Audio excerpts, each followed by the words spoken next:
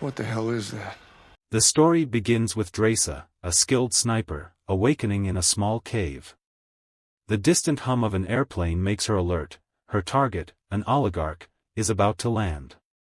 She swiftly readies her rifle, and with a shot so precise it's imperceptible, she eliminates him.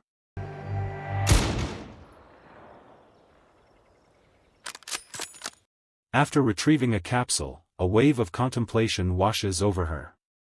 Meanwhile, Levi, a former sniper who has been inactive for 4 years, wakes up startled. Seeking clarity, he takes a walk to the port, staying until sunrise. As he reflects, jotting down thoughts in his journal, an unexpected message arrives on his phone, an anonymous directive to report to Pendleton Base. Hours later, Levi arrives at what turns out to be a Federal Reserve facility. There, he meets Miss Weaver, a high-ranking official. She hints at an opportunity compelling enough to bring him back into service. Elsewhere, in Paka, Lithuania, Drasa visits her mother's grave, meeting her father, Eric. She confesses unease about her latest mission. The man she killed had a family. Sleep has eluded her, guilt gnawing at her conscience. But Eric reassures her, explaining that the target was getting rich by selling bombs and landmines, which had claimed countless lives. Their conversation takes a somber turn when Eric reveals he is dying of cancer. He has chosen a day to end his suffering and reunite with his beloved wife in the afterlife. Drasa, heartbroken but respecting his decision, shares a final drink with him. Days later, Levi wakes on an aircraft. A soldier instructs him to leave behind all belongings. They are nearing the jump zone. Moments later, he leaps into a vast valley, surrounded by imposing mountains. After trekking 38 kilometers north, he arrives at a massive chasm cloaked in thick fog. There he meets JD. He's been stationed here alone for a year, and Levi is the first person he has seen since. JD guides Levi to his new post, the West Lookout Tower. JD explains the rules. The chasm is protected by an automatic defense system.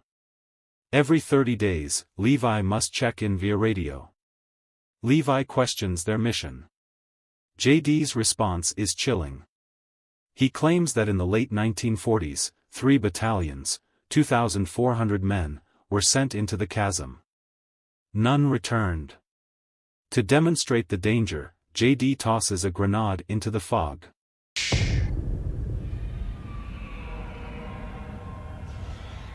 JD calls them hollow men, though no one truly knows what they are. The next morning, JD departs by helicopter, his mission complete. But instead of being welcomed back, he is executed mid-flight. Thank you for your service. Levi settles into his new post. One night, movement catches Levi's eye. Across the chasm, at the east lookout, another soldier has arrived, Drasa.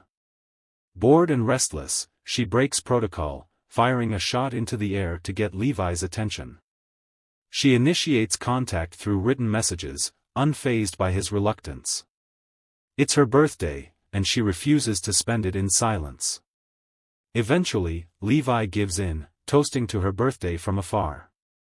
That night, Drasa plays music and dances atop her tower, challenging Levi to a marksmanship duel. When he hesitates, she shatters his cup with a perfect shot. Not to be outdone, Levi shoots a champagne bottle off her railing. Their game is interrupted when they spot movement on the chasm walls. Horrific creatures emerge, twisted humanoid figures fused with plant-like appendages. Levi triggers landmines, and Drasa unleashes machine gun fire. One breaches her tower, revealing its grotesque form in full view.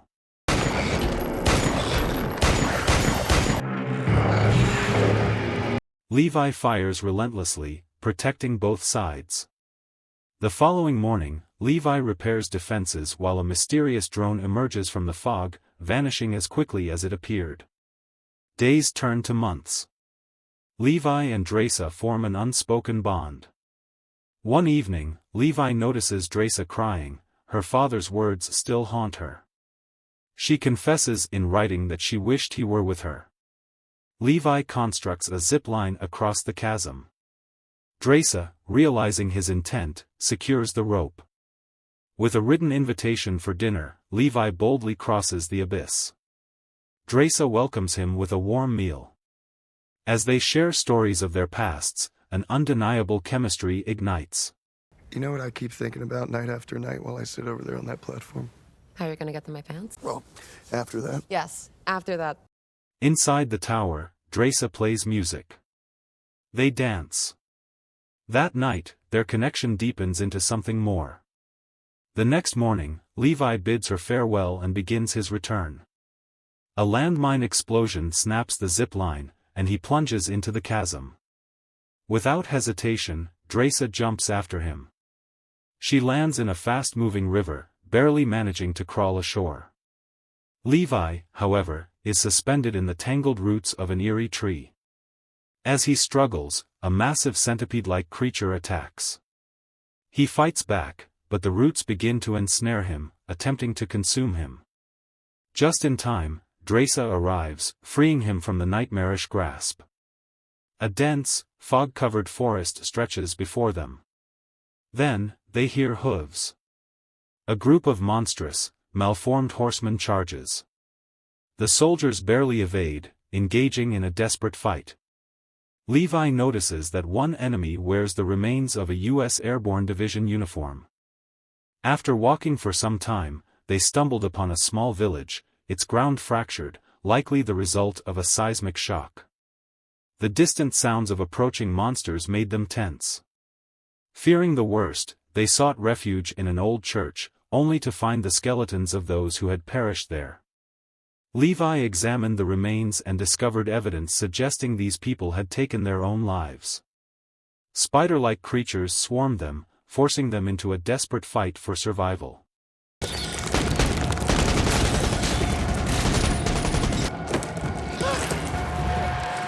But the nightmare escalated as humanoid monstrosities joined the attack.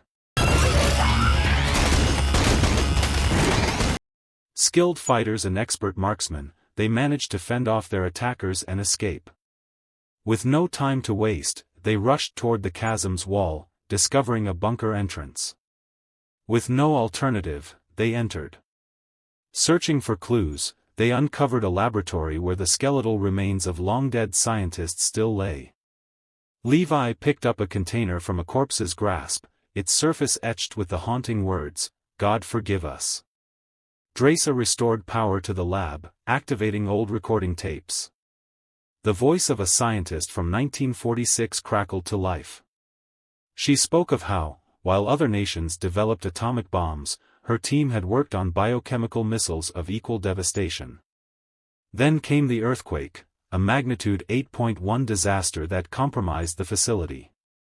The woman's voice trembled as she described the toxin's horrific effects, a mutation that fused human DNA with that of plants, insects, and animals. Scientists said that the infected have only 5 days before their bodies succumb to mutation. In an adjacent room, they found something out of place, a modern computer, far too advanced for the 1940s.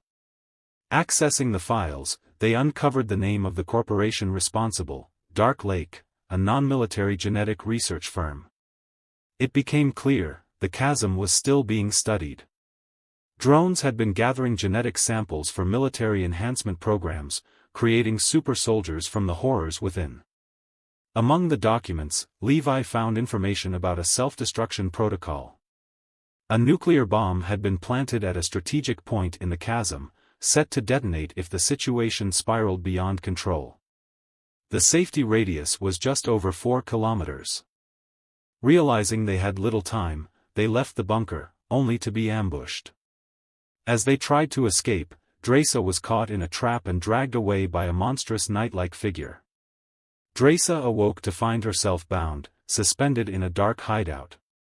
Her captor loomed over her. She fought back, using whatever she could reach.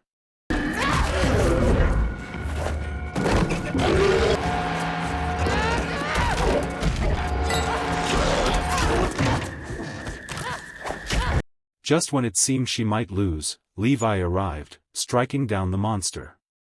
As he examined their fallen foe, he realized that it had been the first of the chasm's protectors. Deeper inside the facility, they found a vast organic network.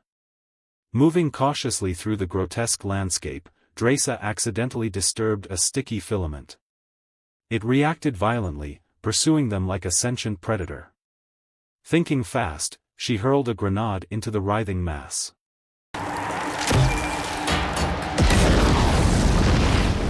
Escaping the facility, they found abandoned military vehicles. After repairing one, they set a course for Drasa's original post, hoping to use a zipline to climb back to the East Tower. As one of them prepared the rope, the other held off the pursuing creatures with gunfire. Running out of ammunition, Levi resorted to using the sword he had taken from the fallen Bradford, while Drasa wielded an axe. When Levi noticed the hollow men scaling the ropes, he made a quick decision, puncturing the vehicle's fuel tank and igniting it.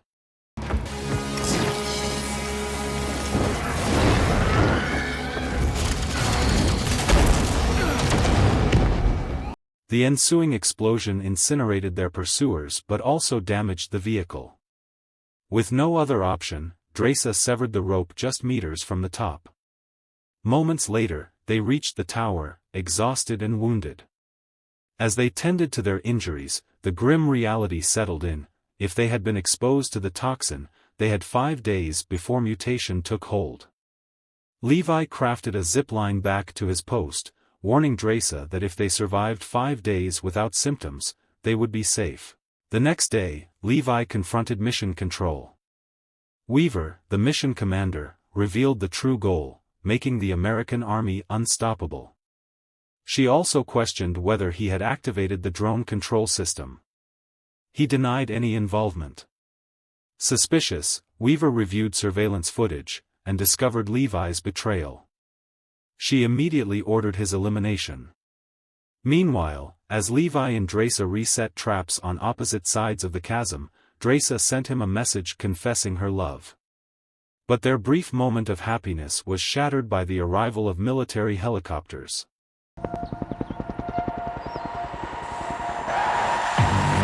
Weaver activated the heavily armed drones.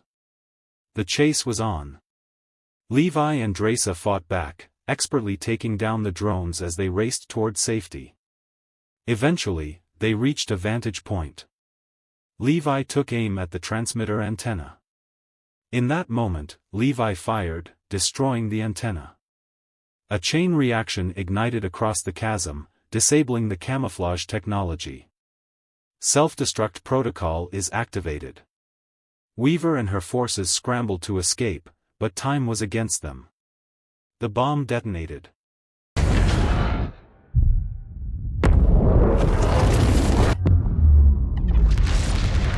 The shockwave tore through the land, engulfing Weaver's helicopter.